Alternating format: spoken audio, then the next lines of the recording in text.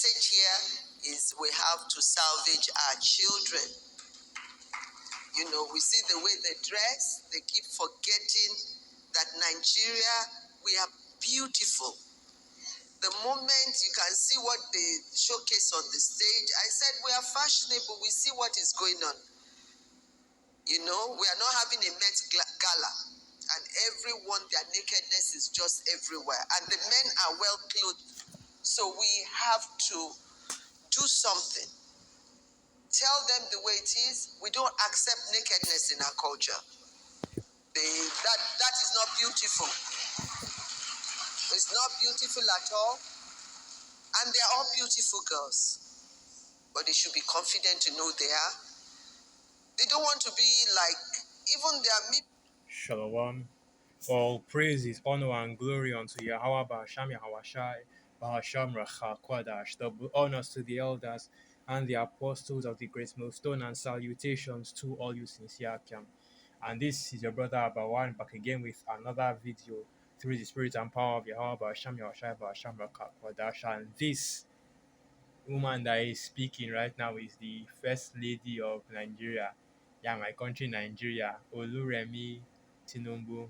You know, and my statements about her aside, let me go to this right here. And the reason why I'm doing this video right now, and I have to flip the orientation real quick. Hold on, so yeah. As I was saying, the reason why I'm doing this video right now is because you had this recent debacle, right? That's probably the best term to use. But something recently just went, this recent discussion, let me say it like that, of how she made this statement. And when she made this statement, she was referring to the dress that Meghan Markle, Prince Harry's wife, wore when she came to Nigeria. And that's why I have this article queued up so I can get the context of her statements and the reason why I'm making this video, because the title of this video is basically an example of what not to do or what not to be. And that is really what the nigger woman, okay, the Israelite woman, especially the Judite woman, has devolved to. Because when she's referring to all these things, how they are scantily clad, how they walk around, showing so much skin, exposing their bodies, right? Not dressing modestly as women ought to be. Because you come to this part of the world, really outside of the West, Africa and the majority of Asia, you'll find that you have more conservative, right, ideologies, more traditional, that's what they call it, traditional and conservative ideologies, where men are men, women are women, and women, you know, look, act, dress a certain way. Okay. But okay, and now the Israelite woman, specifically the Judite woman, especially from Babylon the Great, is being used as an example of what not to do and how not to be, because you see that the wine of Babylon the Great is seeping into all facets of this world, right? And I'm talking about the deeper, more toxic, more intoxicating wine, where you have your feminism, your alphabet lifestyle, and this whole ideology of do as thou wilt, hedonism, the Hegelian dialectic, and things of that nature, basically pushing all the doctrines that are within Babylon the Great, that's teaching you to be more, as that's you know, teaching you to separate yourself from the Most High and from the things of the Most High, Yahweh Hashem Yahushai. So now, without further ado, I'll read the article and get some precepts. But yeah, this is it right here. More Harrison than Hollywood. Let me start from it. Let me start with the title. Nigerian First Lady makes plea to protect children from bad influences after Meghan Markle visits. More Harrison than Hollywood. Nigeria's First Lady had a message to mothers and young women with a slight at a recent visit from the Duchess of Sussex. Why did Meghan come here looking for Africa? Earlier in May, Prince Harry and his actress wife, Meghan Markle, made a trip to Nigeria when they marked the 10th anniversary of the Invictus Games. She co-hosted a women's leadership and touted DNA results that allowed her to claim the nation as quote unquote my country. That's the elder up live. By the way, on the weekend, Senator Oluremi Tinubu, the wife of Nigeria President Bola Tinubu, had a message of her own as part of a celebration marking the first anniversary of her husband's administration. May 29th is the Independent Day here in Nigeria. But yeah, continuing on. The message here is we have to, and you already heard her say this part is that they are quoting what she said. So you've already heard her say this part, and what she was doing is condemning the way that these Babylonian women, specifically the Israelite woman, right, the nigger woman, dresses and conducts herself, right, especially these celebrities. And you, actually, you know the type, man. You see the way that our women, especially the nigger woman, man, dresses and behaves and conduct themselves, but mainly we are focusing on the dressing right now, and that was what she was addressing. So now the nigger woman has become an example of what not to do, right? An example of what's not to be. So let me get this precept real quick. As it is written, that all eyes that look at Jerusalem shall wag their head and say, was this not the perfection of beauty? Let me go to that. Let me go to that. Let me go to that. So yeah, this is right here. So this is the book of Lamentations 2, and I'll start. Yeah, Lamentations 2, verse 15. All that pass by clap their hands at thee. They hiss and wag their head at the daughter of Jerusalem, saying, is this the city that men call the perfection of beauty, the joy of the whole earth? All thine enemies have opened their mouth against thee. They hiss and gnash their teeth. They say, we have swallowed her up. Certainly, this is the day that we looked for. We have found and we have seen it. Right, and that is what these nations and are doing right now. Even even other jigs as well do whenever they see our people in the state that we're in. And especially these other nations, they hiss and wag, right? They mock, they laugh, at the state of our people. And now the nigger one has become an example of what not to do, an example of what not to be.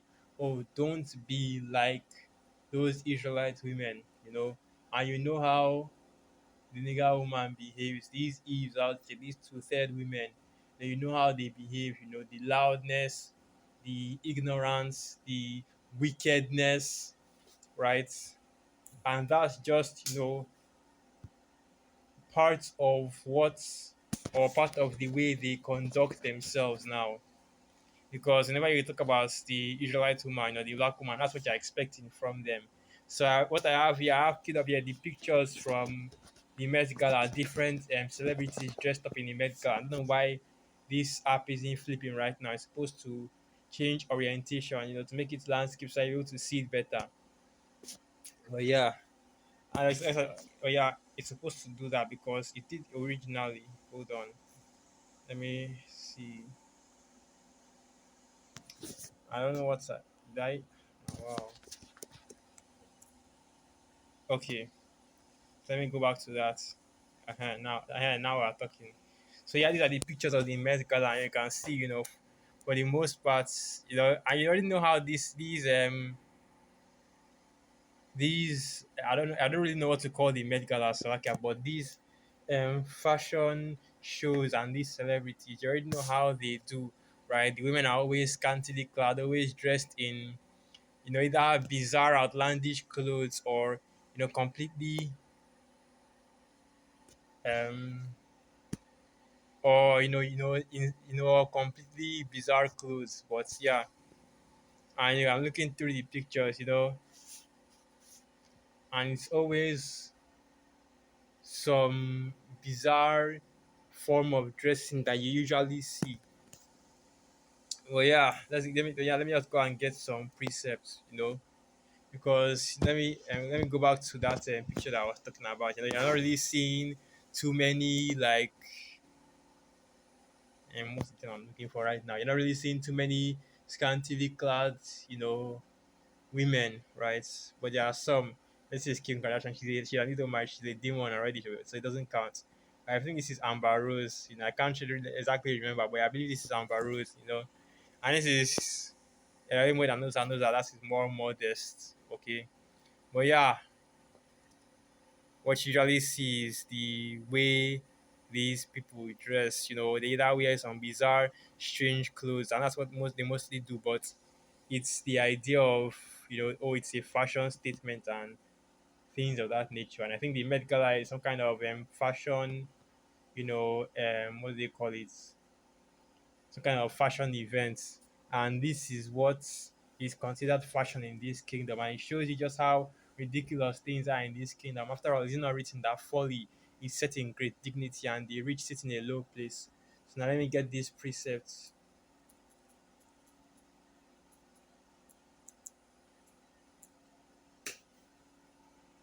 And here it is. So this is the book of First Timothy. Let me look for this. Okay, First Timothy 2, verse 9. In like manner also that women adorn themselves in modest apparel, with shamefacedness and sobriety, not with broidered hair, or gold, or pearls, or costly arrays, but which becometh women professing godliness with good works. Right? And as women, you are supposed to be dressed modestly, not showing any skin, and even, covering your hair and, with shamefacedness, and also covering your hair. But you don't really see that anymore, especially in the West. Here in Nigeria, you still have women that walk around with scars. They don't even show. They don't show their hair, which of course you already know that the hair on the nigger woman, you already know where that's from, right? But anyway, like I was saying, they are supposed to be dressed more, not even more, but just modestly. But in this modern day, with your women's lib, with your feminism, that is no longer possible, because now these women dress anyhow they want, man. And you see that especially in the streets of Babylon the Great, even here in Nigeria, man. And it's funny that she's talking about, oh, our women here should not fall into that snare, but it's already happening. And that's the thing about her statements. Basically, even though, it is still valid, but it's already too late for that, because the women over here in Nigeria, they've already, the people over here in Nigeria have already adopted the wine of Babylon completely, in these parts of the world. Even though you still have some form of trying to stay, some form of trying to resist some of the wicked doctrines and philosophies that Esau Edom pushes, you can still go to certain places and see moles, right? You can still go to certain places and engage in those activities. And the vast majority of the women over here, dressed in completely immodest, completely wicked as hell, and already just like the nigger woman in Babylon the Great.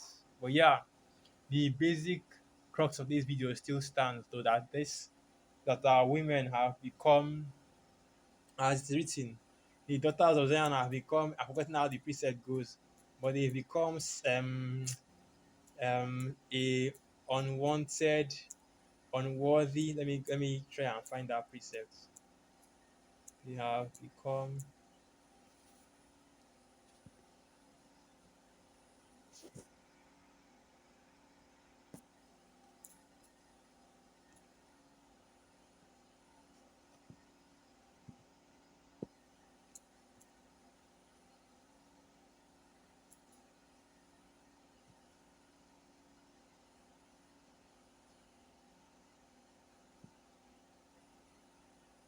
Oh, this is it right here. And this wasn't the precept out. This wasn't the precept out. This is the precept right here. But there wasn't. It's not. It doesn't have any relation to the context of this video. But Lamentations 4 verse 3. Even the sea monsters draw out the breast. They give suck to their young ones. The daughter of my people is become cruel, like the ostriches in the wilderness. And that's why as it's written in the book of Job, that the Most High, how about Sham Yahshai, have deprived her of wisdom, right? Like the ostrich.